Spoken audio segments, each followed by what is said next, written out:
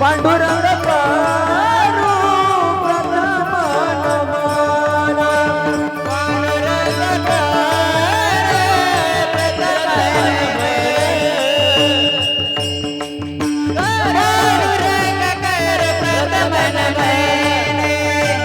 दूसरे चरण संताजिया दूसरे चरण संताजिया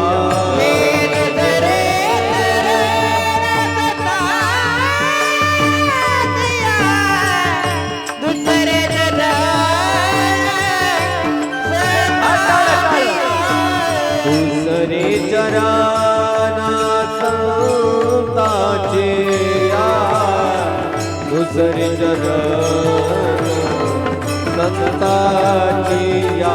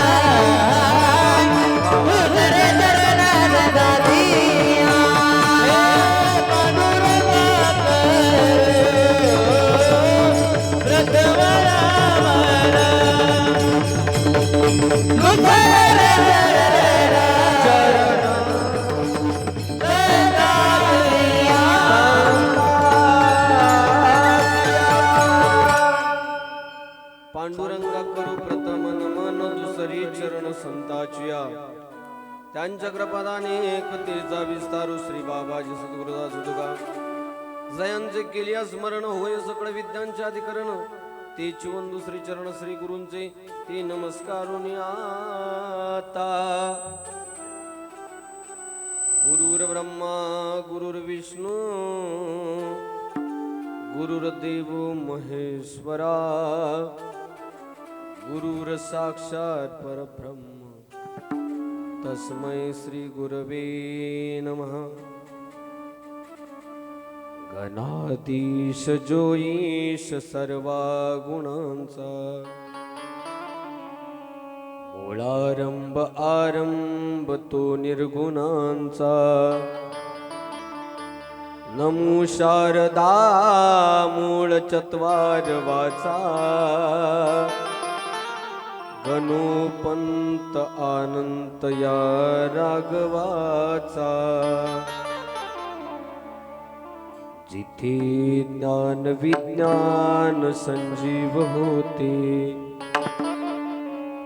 जिथे योग विधेस सामर्थ्य येते जिथे मानवाला मिळे मोक्ष गाथा तुझ्या पायरीशी सदा नम्र माता मस्तक हे पायावरी मस्तक हे पायावरी या संताच्या या संताच्या मस्तक हे पायावरी मस्तक हे पायावरी या वार करे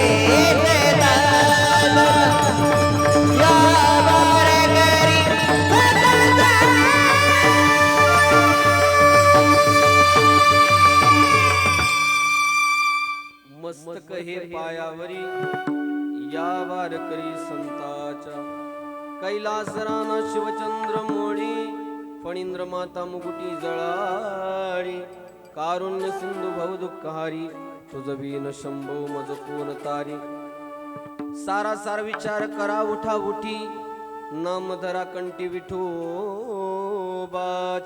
थोडा बेस द्या तयाच्या चिंतने निरसेल संकट तराल दुर्घट भव सिंधू कृपया इकडं बसलेल्या महिलांना सगळ्यांना विनंती इकडच्या बाजूला येऊन बसा कारण या गादीपेक्षा उंच ह्याच्यावरती बसायचं नसतं या पलीकडे सगळे बसलेले इकडं या महिला मंडळ सगळे आणि ज्यांना खाली बसता येत नसेल त्यांनी गाडीवरती वगैरे अजून त्या खाटवरती बसा ज्यांना बसता येत त्यांनी सगळ्यांनी पुढे या अजून आणि सरा पुढे सर अजून भरपूर माणसं आहेत अजून येणारी माणसं भरपूर आहेत कारण आताच मंडपात बसायला जागा नाही आहे त्याच्यामुळं पुढं सरकून बसा सारा सार विचार करा उठा उठी नामधरा कंठी विठोबाचे तयाच्या चिंतने निरसेल संकट तराल दुर्घट भव सिंधू जन्मुनिया कुणी वाचे स्मरी राम दरी हाची नेम हरनिसी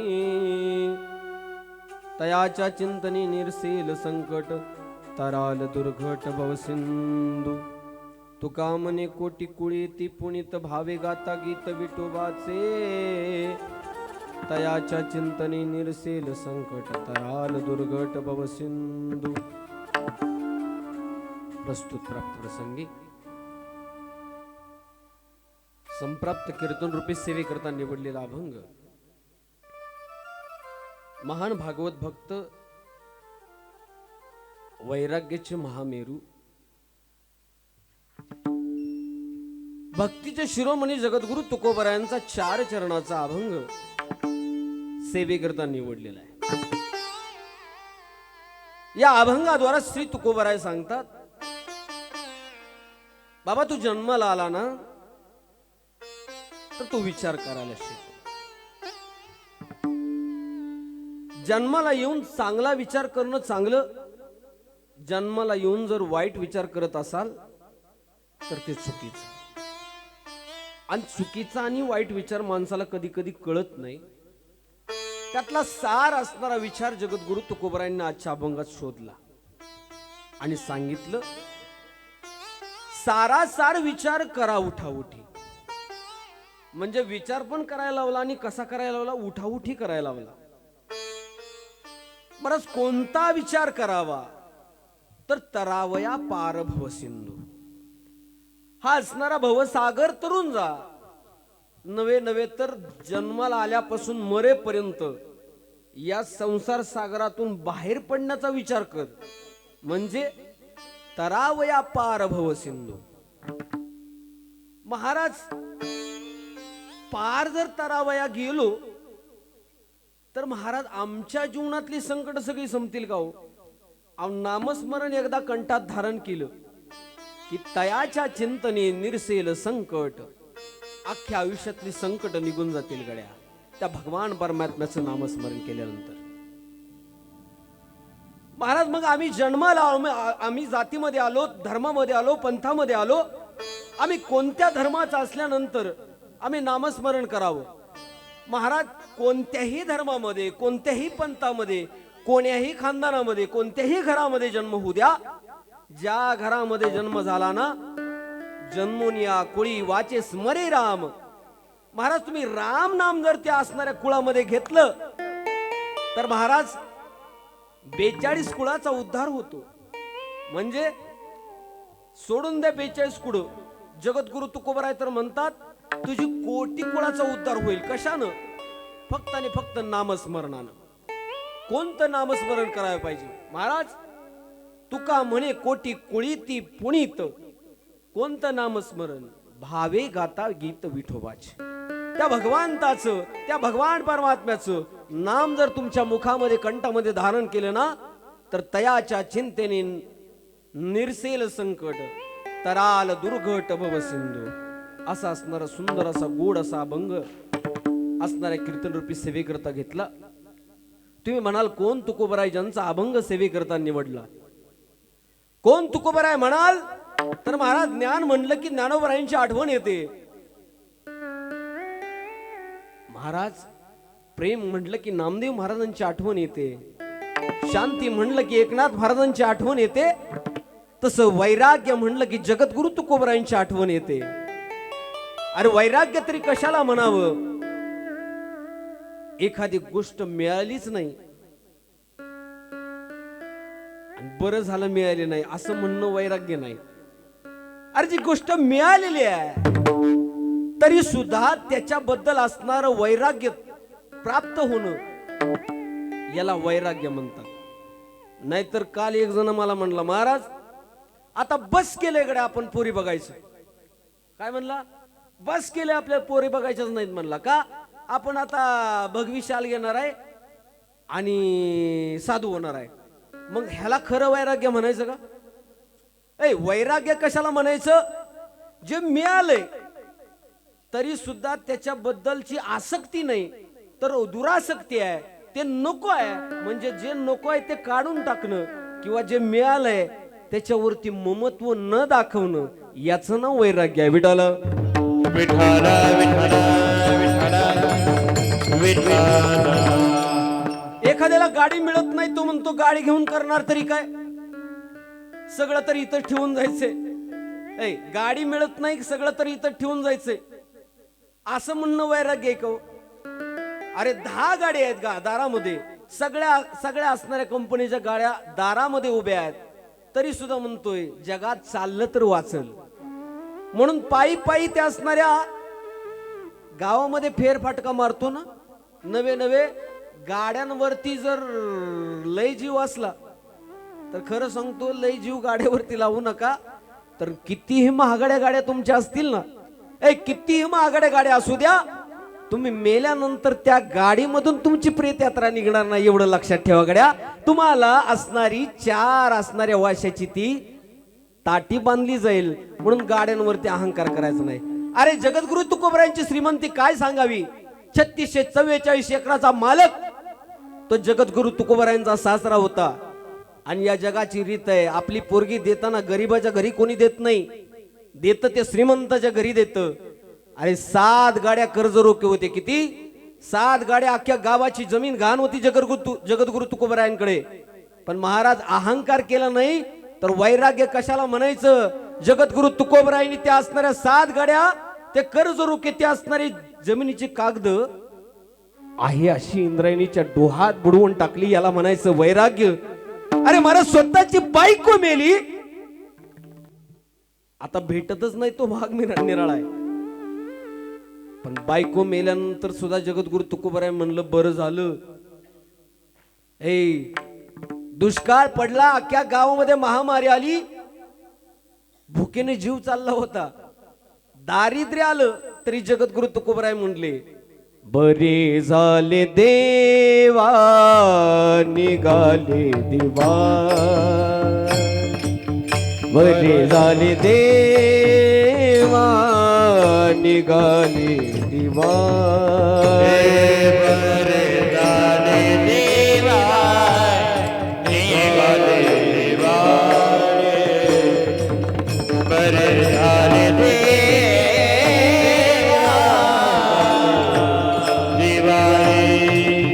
बरे झाले देवा निघाले दिवा,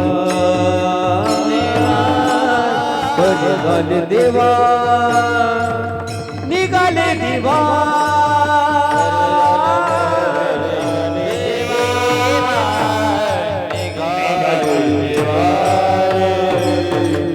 बरे झाले देवा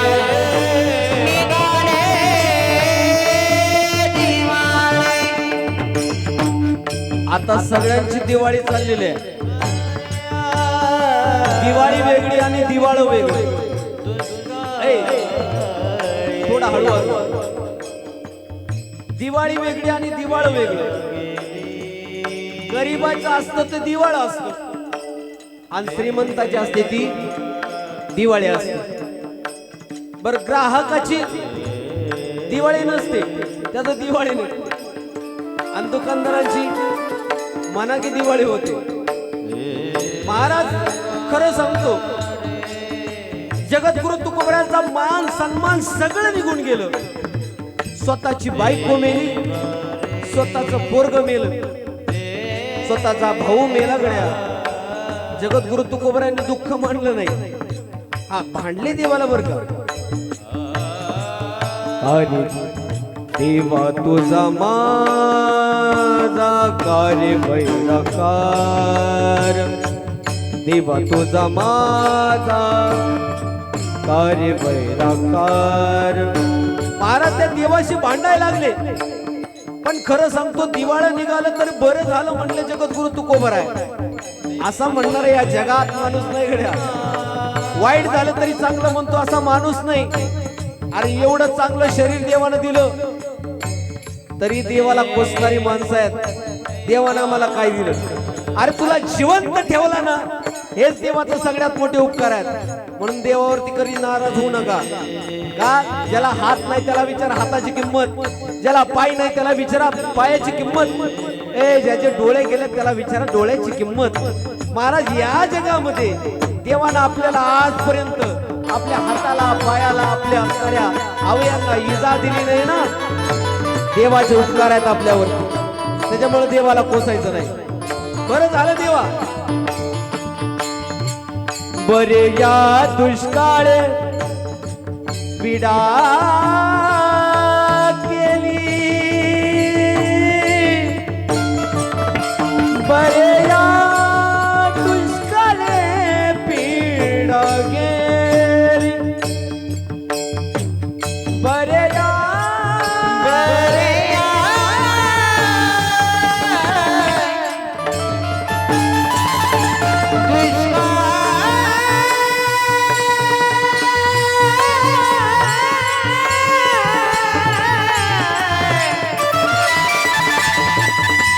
महाराज, अजिबात कड्या तुम्ही नाणी सकाळ दोन रडता ना, रडू नका. का रडू नका माहिती? आपल्यावरचं सगळं प्रेम काढायचं आपलं. आपल्यावरचं सगळं प्रेम काढायचं देवाच्या पाया लावून द्या गड्या. का? ज्याला जायचंय त्याला रोखता येत नाही, जो येणार आहे त्याला रोखता येत नाही. जी वेळ येणार आहे ती येणारच आहे गड्या. रडू नका, कारण जगद्गुरु तुकोबरायांनी त्या सगळ्या पाची माणसाचं प्रेम काढावं आणि देवाच्या पायावरती लावावं. हे बरं झालं देवा, माझ्या मागचा ताप केला. खरं सांगतो, आयुष्यात कधी देवाला कोसू नका. जगद्गुरु तुकोबरायांचं वैराग्य एवढं मोठं होतं महाराज, अख्ख्या गावानं धिंड काढली. गाढवावरती बसून धिंड काढली जगद्गुरु तुकोबरायची. जगद्गुरु तुकोबराय त्या पत्नीला म्हणायला लागले, अगं आपल्याला घोड्यावरती बसायला भेटलं नाही म्हणून देवानं आपली व्यवस्था गाढवावरती केली. असं म्हणणार त्याला म्हणायचं वैराग्य.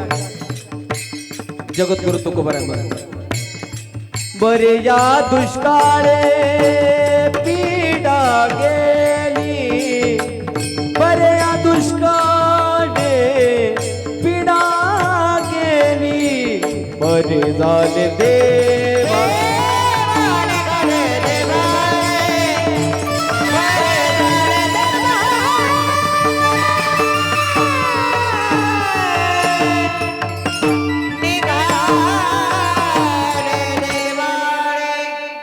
त्या वैराग्य मूर्ती जगद्गुरु तुकोबरायांचा अभंग सेवे करत आहे. महाराज, जगद्गुरु तुकोबराय म्हणजे अवलिया. जगाच्या पाठीवरती खरं सांगू, खरं गुह्य ज्ञान प्रत्येक माणसाच्या हृदयापर्यंत ज्यांनी पोचवलं ना, त्यांचं नाव जगद्गुरु तुकोबराय. म्हणजे अरे या कणाकणात विठ्ठल आहे, या मनात विठ्ठल आहे, प्रत्येक देहात विठ्ठल आहे. या देहाचं तादात्म्य नवे नवे आपल्या आतमध्ये असलेला विठ्ठल ओळखायला शिकवलं ते जगद्गुरु तुकोबराय. जगद्गुरु तुकोबराय म्हणतात म्हणजे बोलावा विठ्ठल, पहावा विठ्ठल, करावा विठ्ठल, जीवे वावे, येणे सुसिमन झाले हवे, परत माघारी हित नाही. विठ्ठल जळी स्थळी भरला, आता बोलू नका तुम्ही दोघी तिघी कोणी येत ना कीर्तन ऐका गड्या का तर खरं सांगतो या असणाऱ्या कीर्तनानं गेलेल्या जीवाला उद्धार होणार आहे आणि कीर्तनामध्ये विक्षेप आला ना नानी खरं सांगतो मरण असतं विक्षेपी पै मरण असतं माणसानं आयुष्यामध्ये कीर्तनाचा एवढा आनंद घेतला पाहिजे एवढा आनंद घेतला पाहिजे कारण जगात तुम्हाला खरं सांगतो पूर्वीचा काळ होता यज्ञ करावं लागत होतं याग करावं लागत होतं साधना करावी लागत होती आता देव मिळवणं एवढं सोपं ठेवलं एवढं सोपं करून ठेवलं ना जगद्गुरु तुकोबरायांनी संतांनी कुठेही जावं लागत नाही कलियुगामध्ये फक्त एखादं कीर्तन तुम्ही अंतकरणापासून ऐकलं ना तरी जीवाचा उद्धार होतो म्हणजे कलियुगा माझी करावे कीर्तन तेने नारायण देईल भेट करावे कीर्तने तेने नारायण देईल भेट कलियुगा माझे करावे तेने नारायण देईल भेटी कलियुगा माझे करावे कीर्तन तेने नारायण देईल भेट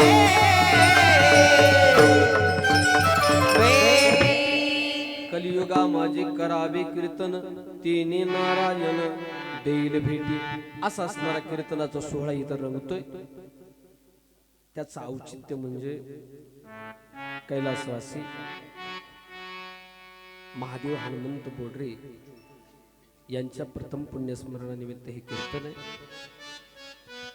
वास्तविक पाहायला गेलं तर आयुष्यामधून प्रत्येकाला जावं लागणार आहे अरे जो इथं जन्माला आला ना त्या प्रत्येकाला इथून निरोप घ्यायचा आहे निरोप घेण्यापूर्वी आपला आयुष्याचा प्रवास पूर्ण करायचा आणि इहलोक सोडून परलोकाला जायचं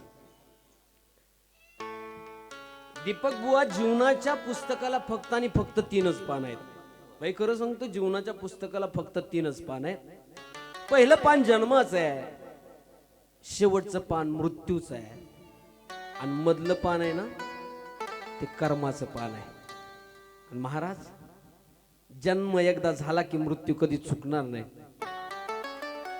आणि मधलं पान कोर आहे ते कसं तरी रंगवावं कसं तरी रंगवावं बर तुम्ही जर त्याच्यावर गिरगुट काला केला शाळेत गेला ना तुम्ही सगळे तर त्याला किती मार्क भेटतात तो ते तपसत नाही डायरेक्ट त्याच्यावर फुली मारतात आणि 0 मार्क मिळतो तसं आपलं आयुष्याचं पान एवढं सुंदर रंगवायचं ना ते तपासणाऱ्याला वाटलं पाहिजे आता मला ह्याच्यापेक्षा जास्त मार्क द्यायचे कशापेक्षा या पानापेक्षा मला जास्त मार्क द्यायचे असा आयुष्याचा पेपर रंगवायचा ते पान रंगवायचं माऊली बुवा ते पान रंगवण्यासाठी तुम्हाला स्वातंत्र्य आहे बरं का त्या पानावरती तुम्ही काही लिहू शकता पण खरं सांगतो दादा या पानाचा न चुकणारा नियम आहे की जे पानावर लिहाल ते भोगावं लागेल एक कर्माच्या पानाचा नियम काय जे त्या पानावरती लिहाल ते तुम्हाला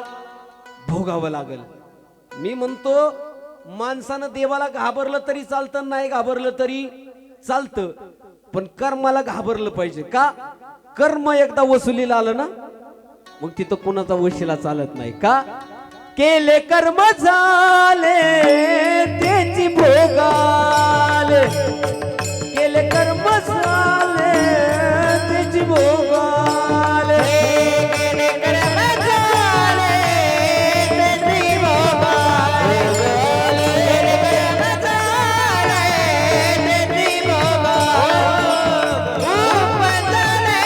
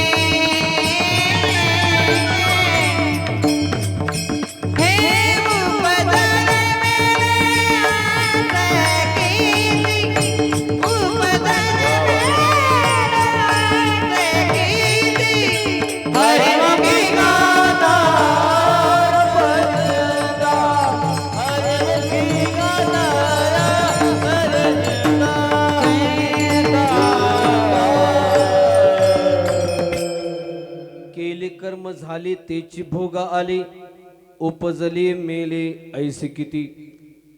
आपल्याला गणनाच करता येत नाही एवढे जन्म आपले झालेत. म्हणजे किती वेळा जन्म यावे, नित्य व्हावे फजित. कशामुळे फजिती झाली? फजिती कशामुळे झाली? जे करायचं नाही ते केलं, आणि जे करायचंय ते केलं नाही. खरं सांगा, शाळेत गेल्यानंतर अभ्यास करावा का नुसतं खेळावं? जे नुसता खेळ केला त्याच्या जीवनाचा खेळच झाला. ज्यानं खेळण्यातनं वेळ काढला ना अभ्यास केला त्याच्या जीवनाचा मेळ झाला. मग खेळलं पाहिजे का अभ्यास केला पाहिजे? नाही, अभ्यास पण केला पाहिजे आणि खेळला पण पाहिजे. कारण हे लहानपण परत नसतं.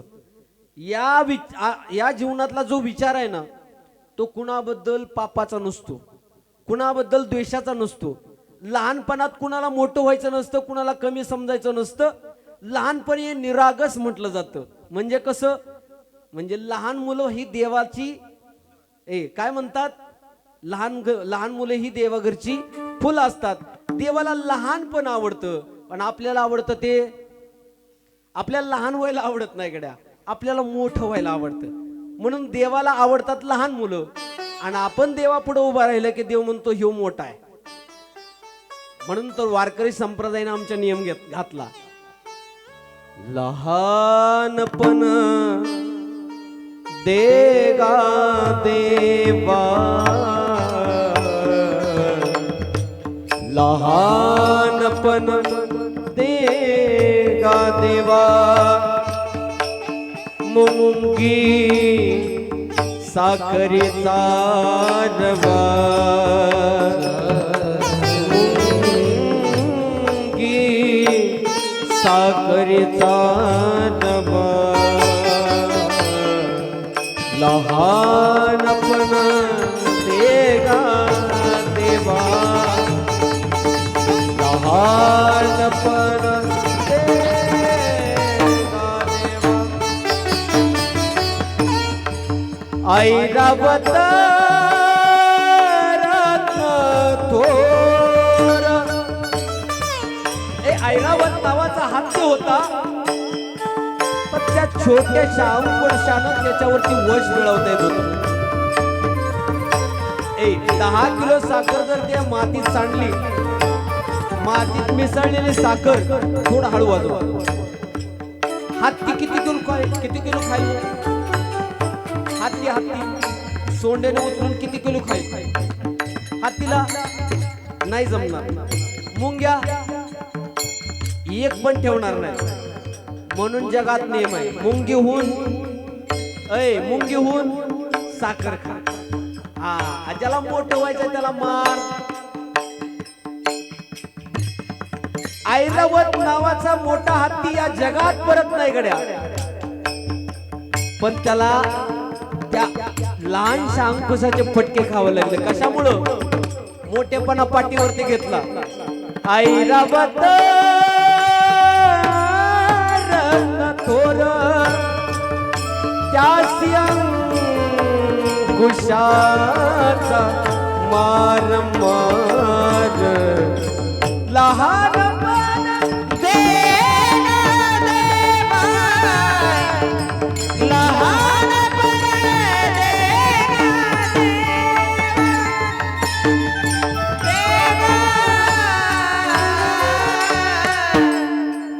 आणि ज्याला मोठेपणा घ्यायचा आहे ना, त्यांना बदनामी सहन करायची. गरीब असताना जास्त विरोधक आहेत का श्रीमंत झाल्यावरती?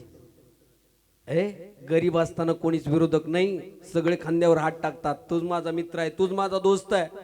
अरे तुम्ही मित्र जवळचा असू द्या, फक्त तुम्ही श्रीमंत होऊन बघा, तोच मित्र एक दिवशी तुमच्या विरोधात उभा राहिल्याशिवाय राहत नाही. महाराज, गरीबाला या जगात विरोध नाही गड्या. लहान्या माणसाला कोणी विरोध करत नाही, करतो ते मोठ्या माणसाला. म्हणून चांगल्या रस्त्याला गतिरोधक जास्त असतात. सगळी ड्रायव्हर क्षेत्रातली माणसं आहे, चांगल्या रस्त्याला गतिरोधक जास्त असतात, आणि चांगल्या माणसाला विरोधक सुद्धा जास्तच असतात. विठ्ठल विठ्ठल.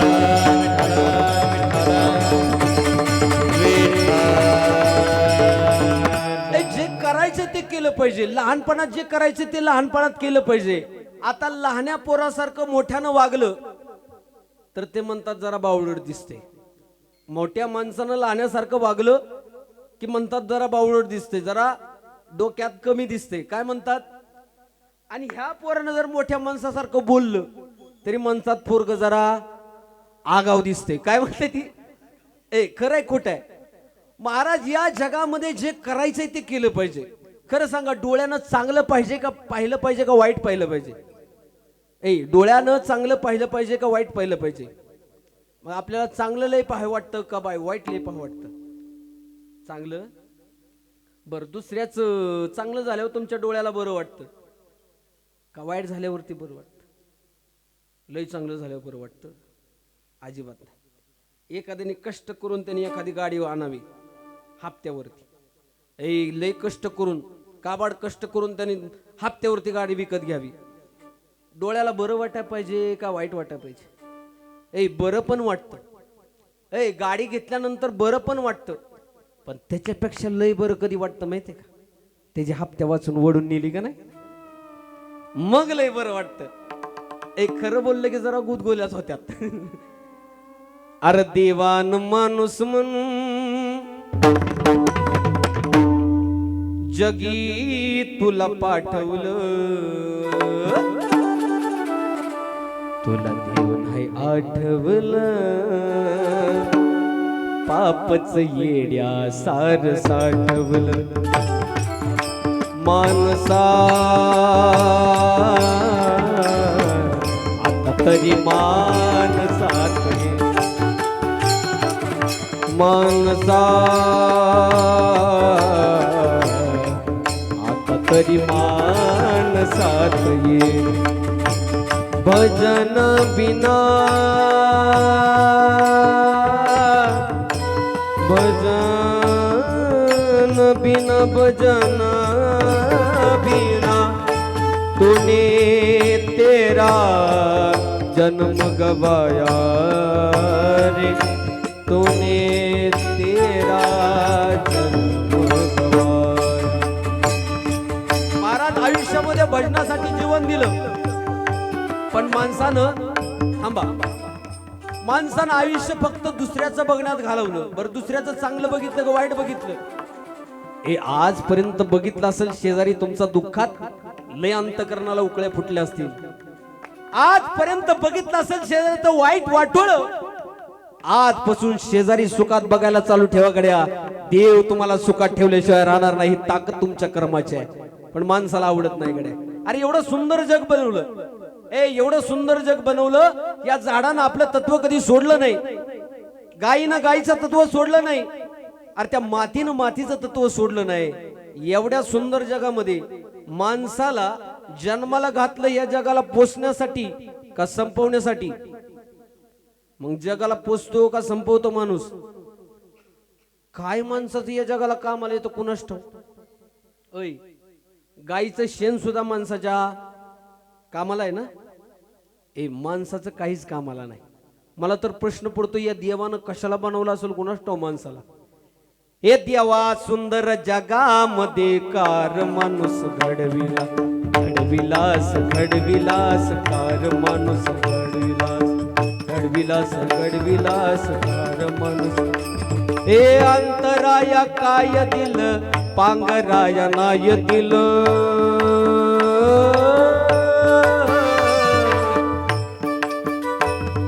अंतराया काय दिल पांगराया नाय दिल.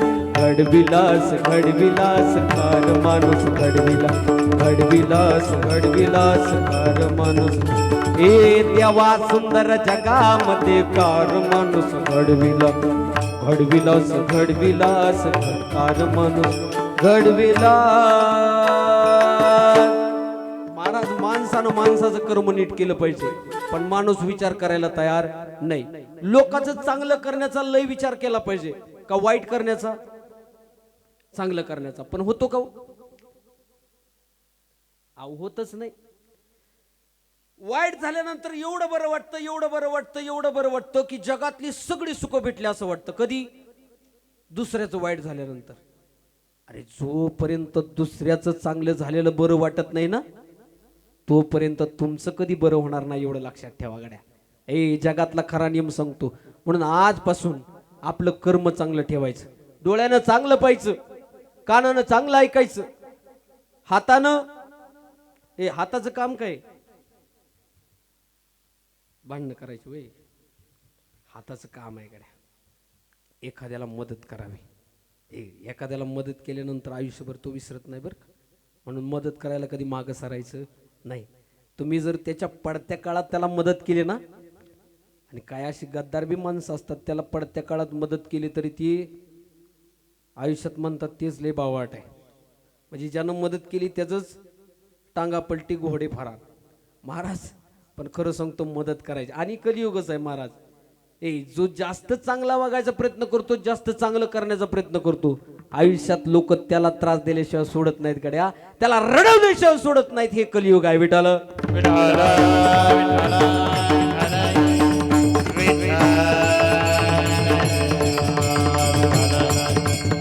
महाराज या हातानं काय करावं, मदत करावी. खरा तो एकची धर्म जगाची बांध कोरावी.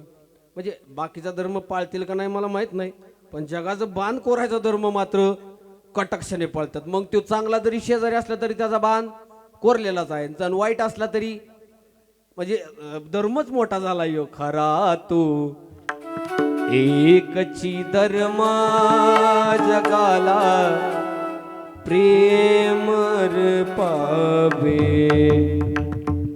जगी जे दिन अतिपतित, जगी जे दिन पद दलित, तया जाऊन उठवावे जगाला प्रेम अर्पावे.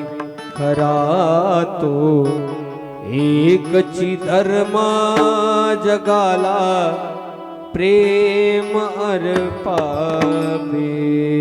महाराज या हाताचा धर्म आहे मदत करणं, या असणाऱ्या हृदयाचा धर्म आहे जगावरती प्रेम करणं. आणि एवढं आपलं हलकट हृदय बनवू नका. दगडाच्या हृदयावरती प्रेम करणारी माणसं आहेत. त्या सरपंचाचा खून झाला माहिती आहे ना तुम्हाला? सरपंचाचा खून झाला कशामुळे? नको त्या ठिकाणी आपलं हृदय लावलं. म्हणून चांगल्या ठिकाणी हृदय लावा. आपला हात त्याच हातात द्या जो आपला आयुष्यभर तो हात सोडणार नाही. आयुष्याचा उद्धार होईल गड्या. विठाल विठाल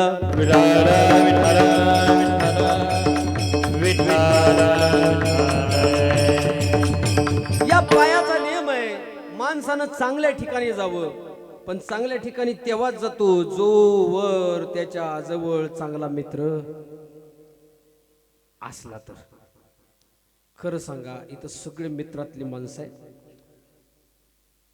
जास्त वाटोळ आपलं वैऱ्याने केलं का मित्राने केलं? तांबाखूला चुना लावाय कोण शिकवत? वैरी मित्र शिकवतो. उग गोडभर ये कोण म्हणतो? खरं खरं सांगा. अरे औषध म्हणून घे जर कोण म्हणतं? मित्रच म्हणतो. आणि तेच अख्ख्या गावात बोबाड करत, बेवडा आहे ते, त्या नादा लागू नका. कोण म्हणतं? मित्रच म्हणतो. आणि खरं सांगतो बाई, या जगामध्ये एखाद्याला साप चावला ना तर त्याचा असलेला जोडलेला जरा थोडा लांबचा असलेला मित्र सुद्धा त्याला वाचवू शकतो. मात्र एखाद्याला मित्र चावायला लागला तर कधीच कोणी वाचवू शकत नाही त्याला. का?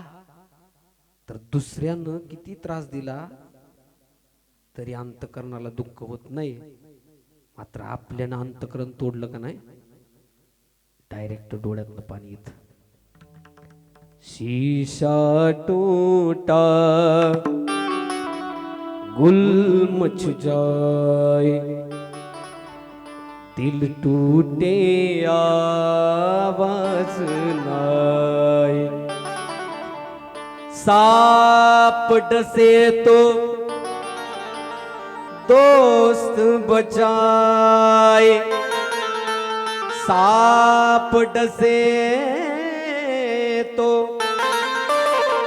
दोस्त बचाए, दोस्त डसे तो कौन बचाए, दोस्त डसे तो कौन बचाए. महाराज मैत्री कशी असावी तुम्हाला सांगून जातो. दिवाळीचा दिवस होता आणि जगद्गुरु तुकोबारायांच्या अंगणामध्ये शिवबा कासार सकाळ सकाळी आला होता. आणि शिवबा कासार म्हणला, महाराज अहो कधी नव्हते आमच्या बायकोनं तुम्हाला दिवाळीला बोलवले. ऐ खरी दिवाळी तुम्हाला खरं सांगू, आपल्यातला अविचार गेला ना आणि सद्विचार आपल्या अंतकरणात आला ना तर दिवाळी आहे. म्हणजे माऊली सांगते, मी अविवेकाची काजळी फेडोनी विवेक दीप उजळी, तै योगिया पाये दिवाळी निरंतर निरंतर.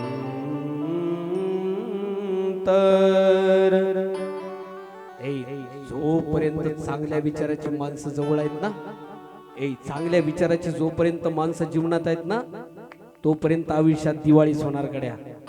आणि एकदा का वाईट विचाराची माणसं तुम्ही दिवाळी जरी जोडली ना तर आयुष्याची होडी व्हायला वेळ लागणार नाही गड्या.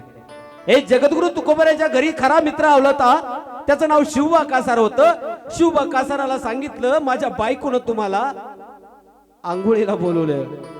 कधीच भजनाला जाऊ देत नाही, तर आज म्हटली आंघोळीला आणा. जगद्गुरु तुकोबाराय त्या असणाऱ्या शिवबा कासाराच्या घरी दिवाळीला आंघोळीला गेले. आणि ती दिवाळी जगद्गुरु तुकोबारायांच्या जीवनात अगदी वैराग्य धारण करणारी होती.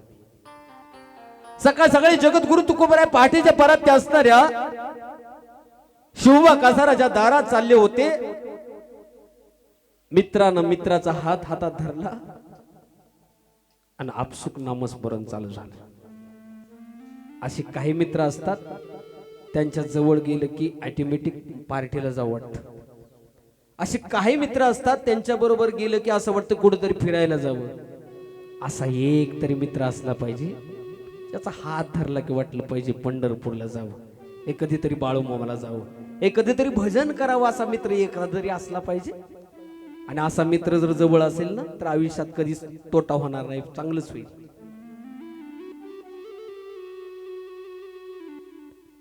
एक तू मित्र कर आरशा सारखा, मित्र बनव्यामध्ये गारव्या सारखा, वाट चुकणार नाही जीवन भर तुझी, वाट चुकणार नाही जीवन भर तुझी. एक तू मित्र कर आरशा सारखा. एक खोटं बोलून जीव मन जिंकणारा मित्र नकोच आहे गड्या. एक खोटं बोलून मन जिंकणारा मित्र नकोच आहे गड्या. खरं बोलून जीवनाचा उद्धार करणारा मित्र पाहिजे. एक तू मित्र कर आरशा सारखा, मित्र बनव्यामध्ये गारव्या सारखा. त्या जगद्गुरु तुकोबारायांनी त्या असणाऱ्या शिवबा कासाराचा हात धरला आणि त्या असणाऱ्या जगद्गुरु तुकोबारायांना घरात नेलं, मोरीत बसवलं. पण अविचारी असणाऱ्या त्या शिवबा कासाराच्या बायकोला वाटलं माझा नवरा या असणाऱ्या माणसामुळे बिघडलाय. अरे चांगला प्रपंच करत होता, त्या भजनाच्या नादाने वेडा झाला. त्याला अद्दल घडल्याशिवाय सोडणार नाही. हे 12 वाजता पाणी उकळायला ठेवलं होतं, ते असणारं पाणी जगद्गुरु तुकोबारायांच्या अंगावरती ओतायचा प्रयत्न चालू केला.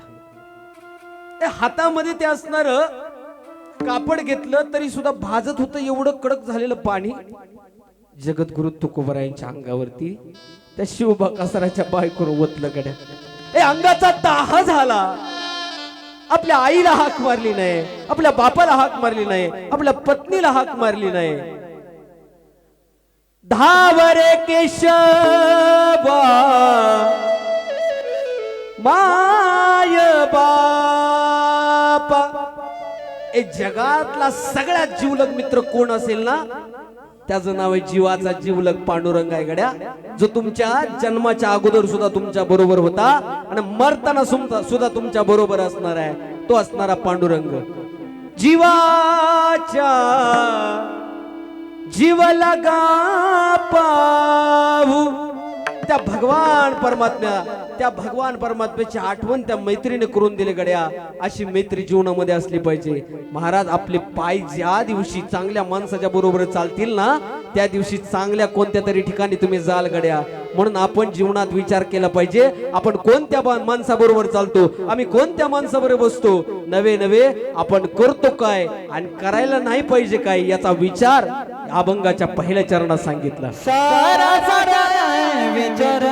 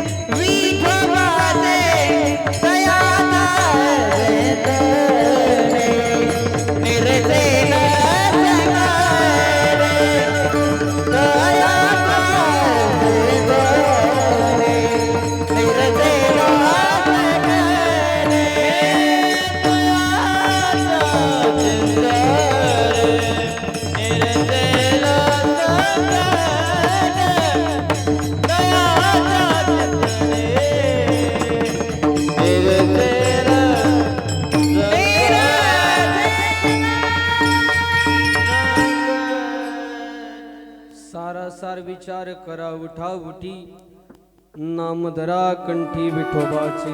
त्या भगवंताचं नाम एकदा का मुखामध्ये आलं ना, तर जीवनातले सगळे संकट निघून जातात. तयाच्या चिंतने निरसेल संकट.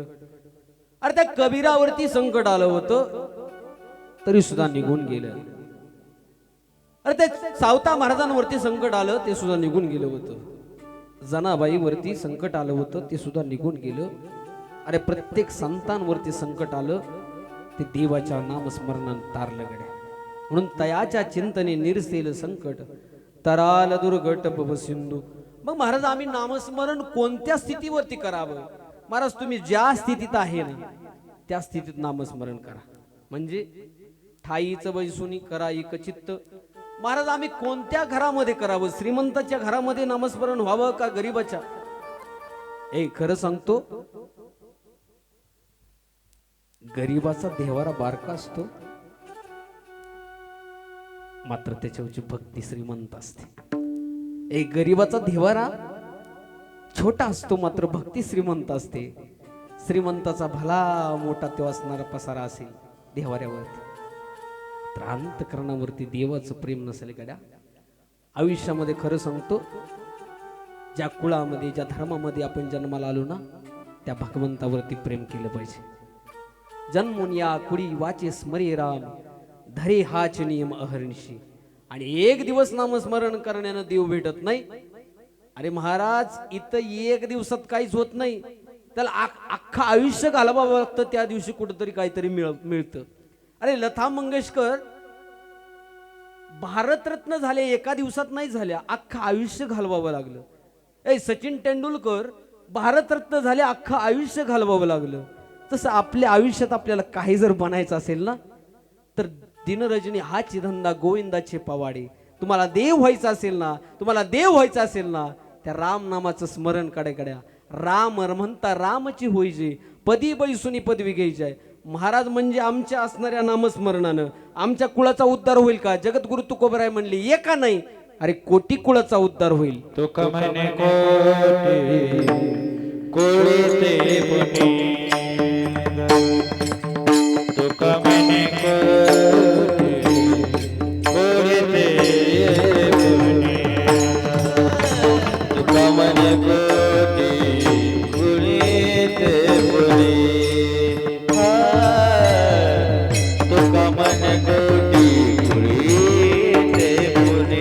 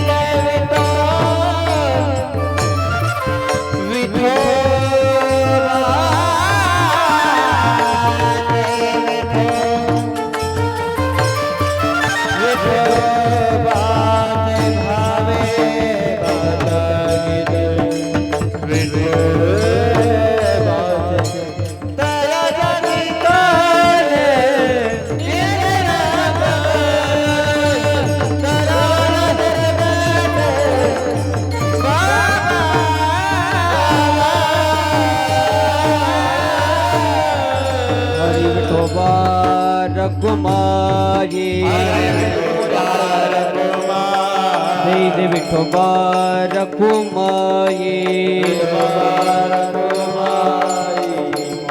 हर घालण्यासाठी समोर या. हर घाल हरी विठोबा